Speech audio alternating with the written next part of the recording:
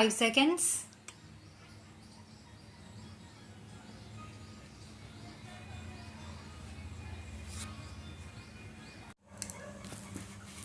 Making the above submissions, it is prayed to allow the present appeal and direct the respondents to appropriate the payment of rupees 1.25 crore towards settlement dues under the scheme 2019 and that discharge certificate be issued to the appellant accordingly.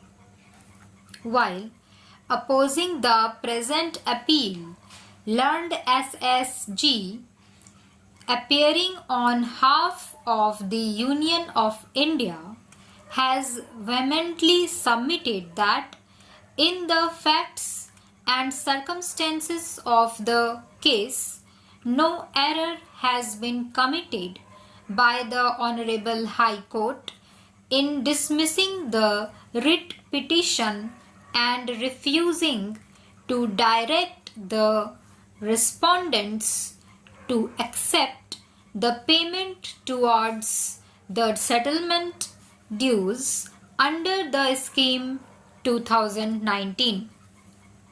It is submitted that admittedly the scheme was valid up to 30/06/2020 and the last date for payment of settlement amount under the scheme 2019 was 30/06/2020.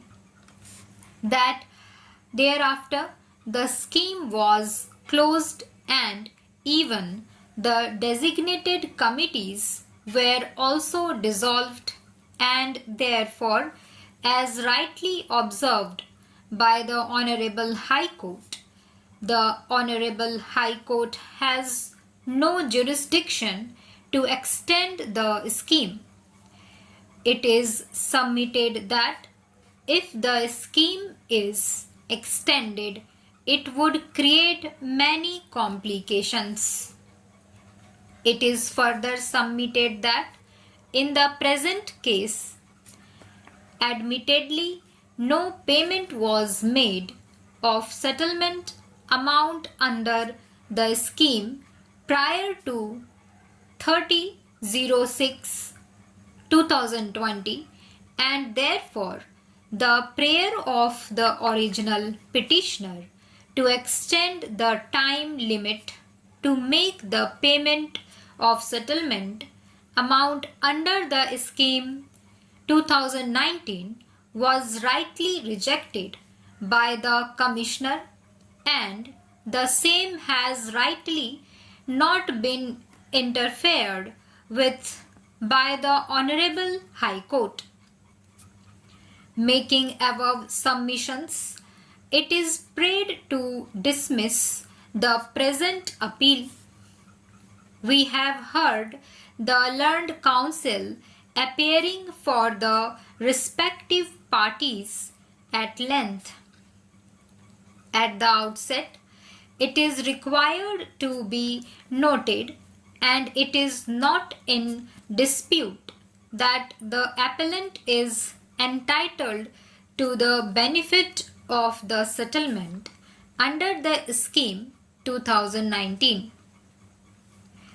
The scheme 2019 came to be introduced on 01/09/2019 and the last date for making the application under the scheme was 30/12/2019 and in fact the appellant submitted the application in form number 1 on before the last date specified for making an application under the scheme.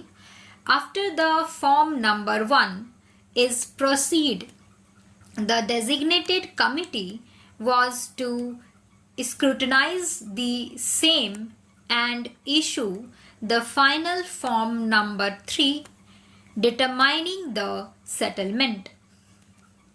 The final determination form number 3 that the appellant was issued the form number 3 on 25/02/2020 and was required to pay the settlement dues on or before 25/03/2020. However, view of the COVID-19 pandemic, the government extended the time up to 30/06/2020. Therefore, the appellant was required to deposit the settlement dues on or before 30/06/2020. However, even before the scheme 2019 came to be introduced, the appellant was subjected to proceedings under the IBC, which commenced when the NCLT admitted the application under Section 7 of the IBC. Thus, the moratorium under the IBC commenced on 11/09/2018. The COC approved the resolution plan on 04/06/2019 and the same came to be approved by the NCLT by order. Therefore, the moratorium under the IBC continued up to 24/07/2020. Under the provisions of the IBC, number payment could have been made during the period of moratorium. Therefore, the appellant was statutorily restrained from making any payment. There was statutory disability on the part of the appellant in making the payment during the moratorium. If the appellant had made any payment during the period of moratorium, the appellant would have committed breach of the provisions of the IBC. Therefore, it was impossible for the appellant to make any payment during the period of moratorium. Immediately on the moratorium coming to an end, the appellant approached the authority requesting them to accept the settlement amount under the scheme 2019 as per the form number 3. Such request has been rejected by the Commissioner. On the rejection has been confirmed by the High Court. Therefore, the short question which is posed for consideration before this court is whether, when it was impossible for the appellant to deposit the settlement amount in view of the bar and the restrictions under the IBC, the appellant can be punished for no fault of the appellant. In a given case, can the appellant be made to suffer for no fault of its own and be